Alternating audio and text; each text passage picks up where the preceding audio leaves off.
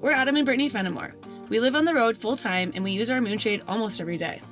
In this video, we'll walk through what comes in the box, how to set up your MoonShade on a van or SUV, and walk through a few common questions. The setup is simple. Anchor, shade, poles, guy line, and enjoy. The most crucial part of your MoonShade setup is figuring out where to anchor and which anchor to use. We made a video called Choose Your Moon Anchor that covers all of our anchor options in detail. You may want to pause and check out the Choose Your Moon Anchor video before watching this video. In addition to showing you how to set up the MoonShade, we'll also show you how to set up your MoonShade on hard ground, how to use the tall connect system, the strut pole, and guy lines.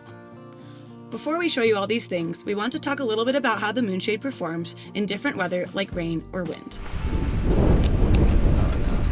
Structurally, MoonShade acts like an umbrella because of its dome-like shape.